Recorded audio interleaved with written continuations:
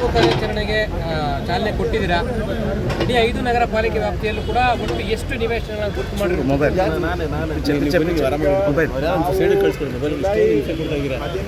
ತಾರೀಕು ಜುಲೈ 15ನೇ ತಾರೀಕು ನಾನು ಬೆಂಗಳೂರಿನಲ್ಲಿ ಎಲ್ಲರಿಗೂ ಮನವಿ ಮಾಡಿದೆ.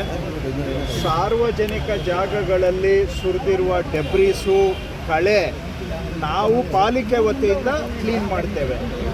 ಪಾಲಿಕೆ ಒಂದೇ ಅಲ್ಲ, ಮೆಟ್ರೋ, ಕೆ ರೈಡು, ಹಾಗೆ KEDB, PDA, ಬೆಸ್ಕಾಮು ಇವೆಲ್ಲ ಸೇರಿಕೊಂಡು ಸಾರ್ವಜನಿಕ ಜಾಗದಲ್ಲಿ ಇರುವಂಥ ಡೆಬ್ರಿಸ್ ಲೆಗೆಸಿ ಸುಮಾರು ವರ್ಷಗಳಿಂದ ಸುರಿದಿರೋದನ್ನು ನಾವು ಕ್ಲಿಯರ್ ಮಾಡ್ತೇವೆ.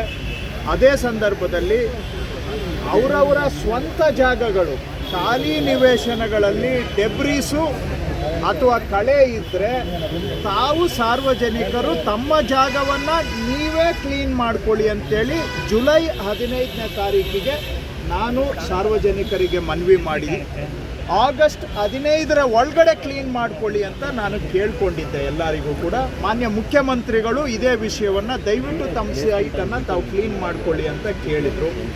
ನಾನು ಮಧ್ಯದಲ್ಲೂ ಕೂಡ ಮಾಧ್ಯಮದ ಮುಖಾಂತರ ಮತ್ತು ಸರ್ಕಾರದ ಅಧಿಕೃತ ನೋಟಿಸ್ಗಳ ಮುಖಾಂತರ ಸಾರ್ವಜನಿಕರಿಗೆ ಪದೇ ಮನವಿ ಮಾಡಿದ್ದೇವೆ, ನಿಮ್ಮ ಜಾಗ ನೀವು ಕ್ಲೀನ್ ಮಾಡ್ಕೊಳ್ಳಿ ಅಂತ.